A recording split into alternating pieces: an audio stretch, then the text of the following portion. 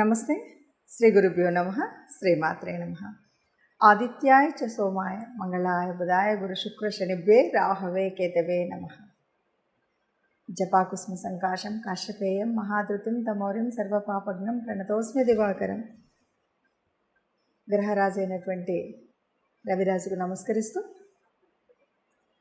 మాస ఫలితాలు.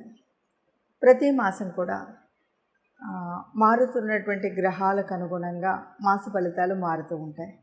మరి ప్రతి మాసంలో మాస ఫలితాలు చెప్పుకోవాలా అంటే తప్పనిసరిగా చెప్పుకుంటే వచ్చేటువంటి మనం తీసుకునేటువంటి నిర్ణయాలు కానీ, చేయవలసినటువంటి పనులు కానీ, ఎలా చేయాలి, ఏ ప్రణాళికలు వేసుకోవాలి, ఏవి చేయకూడదు అనేటువంటి ఒక సరి అయిన దిశా నిర్దేశనం జరుగుతుంది. కాబట్టి మనం ప్రతి మాసంలో మాస ఫలితాలు, అలాగే పక్ష ఫలితాలు, వీలును బట్టి వార ఫలితాలు ఇలా చెప్పుకోవడం అనేటువంటిది జరుగుతుంది. గ్రహాలు అనేవి నిరంతరం నిత్యం కదిలేటువంటివి. ఆ గ్రహాల యొక్క కదలిక ఏదైతే ఉందో దాన్ని మనం గోచారం అంటున్నాం. గోచారం మూలంగా అంటే జన్మజాతకంలో మనకు గ్రహస్థితి ఎలా ఉన్నా ఈ మారుతున్నటువంటి గ్రహాలు భూమి మీద ఉన్నటువంటి మానవుల మీద చూపెట్టేటువంటి ప్రభావానికి తగినట్టుగా మనం ఎలా చేసుకోవాలి, ఏం చేసుకోవాలి అని చెప్పుకోవాలి. ఆ విధంగా చూస్తే మరి ఈ మే మాసం అంటే ఏప్రిల్ 2024 మే మాసంలో గ్రహస్థితి ఎలా ఉంది, దీనికి ముందుగా అసలు గ్రహాలు ఎలా ఉన్నాయి, ఒక్కొక్క గ్రహం ఎక్కడెక్కడ ఉపస్థితిలో ఉన్నాయి ఇది కనుక చూస్తే ముందుగా మేషరాశిలో రవి ఉన్నాడు, గురువు ఉన్నాడు మొట్టమొదటి రోజు. కానీ గురువు మొదటి రోజు అంటే 1వ తారీఖు సాయంత్రం నుండి అంటే మనం 2వ తారీఖు లెక్క వేసుకున్నా కూడా గురువు వృషభంలోకి మారుతున్నాడు. మరి ఉన్నటువంటి రవి మరి 14వ తారీఖు మళ్ళీ వృషభంలోకి మారుతాడు. ఇక శుక్రుడు అక్కడే ఉంటాడు. ఇది ముందుగా మేషరాశిలో కనిపించేటువంటి రాశి గ్రహాల యొక్క కూటమి. తర్వాత కన్యలో కేతువు, ఇంకా కుంభంలో శని కనిపిస్తాడు. ఇక దాటితే మీనరాశిలో కుజుడు, తర్వాత బుధుడు, రాహు, ఈ ముగ్గురు అక్కడ ఉంటారు. బుధుడు 11వ తారీఖుకి మళ్ళీ మేషరాశిలోకి ప్రయాణం చేస్తాడు. ఇది రాసుల యొక్క స్థితి, రాసులలో గ్రహాల యొక్క స్థితి. ఈ రాసుల్లో ఇలా ఉంటాడు. చంద్రుడు 2.5 రోజులకు ఒక గ్రహం చొప్పున మారుతూనే ఉంటాడు. ఇలా గ్రహాలు ఉన్నప్పుడు మరి ఈ మార్పు వల్ల ఒక్కొక్క రాశి వారికి అంటే 12 రాశుల వారికి ఎలా ఉంటుంది, దానివల్ల ఫలితం ఎలా ఉంటుంది అంటే ఇటు చిన్న చిన్న మార్పులే. ఎందుకంటే ఒకేసారి ఈ నెల లోపల ఉద్యోగాలు వచ్చేసో, పెళ్ళిళ్ళు అయిపోయో, ఇంకేదో అవుతుందన్నది కాదు. మనం ఉన్నటువంటి కొన్ని కష్టాలు కానీ, కొన్ని నిర్ణయాలు కానీ, కొన్ని రకాలైనటువంటి పనులు చేయాలా వద్దా అనేటువంటి ఒక స్థితి కోసం మనం చెప్పుకునేటువంటిది ఈ గ్రహస్థితి. ఇప్పుడు ఒక్కొక్కటిగా 12 రాశుల యొక్క ఫలితాన్ని చూద్దాం.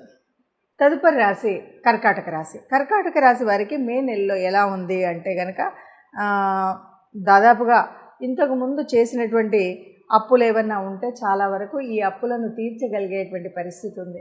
ఎవరైనా ఎప్పుడైనా అప్పులు తీరుస్తున్నాము అంటే అర్థం ఏంటి, మనం ఆర్థిక పరంగా మనకి కొంత ఆ అప్పును తీర్చడానికి ఒక మార్గం దొరకడం, దాన్ని వచ్చినటువంటి దాన్ని సద్వినియోగం చేసుకోవడం, ఒక క్రమశిక్షణ ఉండడం, ఇవన్నీ మనకు చెప్పకుండా చెప్పే విధంగా ఉంటాయి. అంటే మనం వచ్చిన దాన్ని ఎంతో కొంత పొదుపు చేసుకుంటూ ఉన్నటువంటి అప్పులను తీర్చాలి అనేటువంటి భావన కలుగుతుంది. చూడండి, ఇది చాలా మనకు ఒక మంచి అవకాశంగా చెప్పవచ్చు. ఎవరికైనా ఇప్పటి వరకు అప్పులు చేసి ఉన్నటువంటి వారికి చక్కగా అప్పులు తీరుస్తారు. అట్లాగే 8వ స్థానంలో శని సంచారం ఉండడం వల్ల కొంత అంటే మనం చేస్తున్నటువంటి పనులలో కొంత ప్రతిబంధకం అయితే ఉంటుంది. అంటే ఇప్పుడు కాదులే, తర్వాతలే, ఇది తర్వాత, ఇలాంటి ప్రతిబంధకాలు ఉంటాయి. కొన్ని ఎంత అనుకున్న పనులు చేయాలన్నప్పుడు కొంత ఇబ్బందులు, కొన్ని ప్రతిబంధకాలు ఉంటాయి. కానీ కొన్నిసార్లు ఇంకా ఎట్లా ఉంటుందంటే మనకి ఇది అస్సలు ఈ పని చేయడం ఇష్టం లేదు, అయినా సరే ఇది తప్పనిసరిగా చేయాల్సి వచ్చేటువంటి పరిస్థితి ఉంటుంది. అంటే ఒక ఉద్యోగరీత్యా కానీ, ఒక సమాజం రీత్యా కానీ, ఇంట్లో భార్యో భర్తో ఒకరి మనకైతే ఇష్టం ఉండదు కానీ అయినా చేయాల్సి వస్తుంది. ఇలా ఇన్ని రకాల ప్రతిబంధకాలు ఉన్నప్పటికి కూడా ఈ ప్రతిబంధకాలన్నింటినీ కూడా అధిగమించగలిగేటువంటి శుభస్థితి ఈ రాశి వారికి ఉంటుంది. అంటే మనకి ఓ రకంగా శని అంటే అష్టమ శని అంటేనే ఎప్పటికప్పుడు నేను ఎక్కడికక్కడ కాస్త బంధిస్తూనే ఉంటాడు. ఎందుకు అంటే నేను ఒక క్రమశిక్షణలో పెట్టడానికి, నీకు ఒక సమయపాలన ఇవ్వడానికి, నీకు ఉన్నటువంటి ఇంతకు ముందు ఉన్నటువంటి కర్మల్ని తొలగించడానికి, అంటే ఇలా క్రమశిక్షణలో ఉండడానికి చేసేటువంటి ఆ పని వల్ల ఇన్ని ప్రతిబంధకాలు ఉన్నప్పటికీ కూడా ఈ ప్రతిబంధకాలన్నింటినీ దాటుకుంటూ చక్కగా ఈ మాసం అంతా కూడా మీరు చేయాలి. అంటే ఇన్ని నువ్వు చేయకూడదు అనేటువంటి ప్రతిబంధకం ఎటువైపు నుండో వస్తుంది. అయినా సరే అంటే ఇంట్లో నుండి కానీ, సమాజం నుండి కానీ, బయట నుండి కానీ, ఉద్యోగరీత్యా కానీ రావచ్చు. అయినా సరే ఈ ప్రతిబంధకాలను దాటుకొని మీరు అనుకున్నటువంటి పనులను మీరు చేయగలుగుతారు. ఆర్థికంగా బాగుంటుంది. అలాగే అంటే ఎప్పుడైనా సరే ఎంత ఆలస్యమైనా సరే మనం అనుకున్నప్పుడు చేసినప్పుడు ఆనందంగా ఉంటుంది. మరి గ్రహాల స్థితిని బట్టి మనం ఈ రాశి ఫలితాలను చెప్పాం.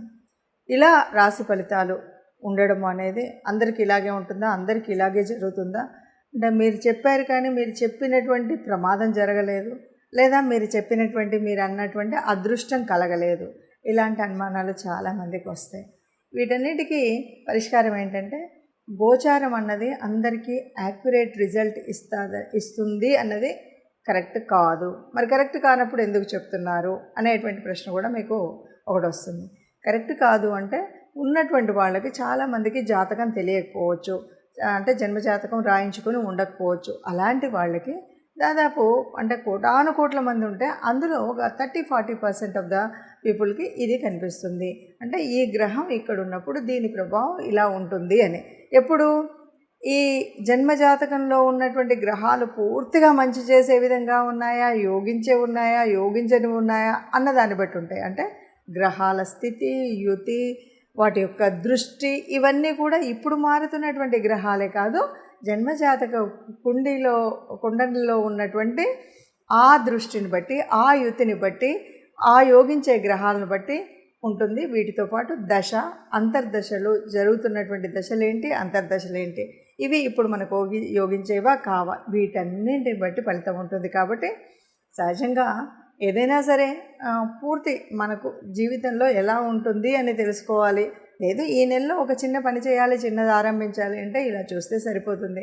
అలా కాదు, మా జన్మరీత్యా ఉన్నటువంటి దాని ప్రకారంగా నేను ఎప్పుడు పుట్టానో తెలుసు, date of birth, place of birth, time of birth తెలుస్తుంది అనుకుంటే మీకు నచ్చినటువంటి జ్యోతిషుల ద్వారా మీ యొక్క జన్మకుండలిని వేయించుకున్నట్టయితే మీ యొక్క పూర్తి జ్యోతిష్యం అనేది తెలుస్తుంది. దానివల్ల ఏ వయసులో ఎలాంటి ఉన్నతి ఉంటుంది, ఎలా ఉంటుంది, సంతానం ద్వారా ఎలా ఉంటుంది, సంతానం ఎలా ఉంటుంది, ఇవన్నీ విషయాలు తెలుస్తాయి.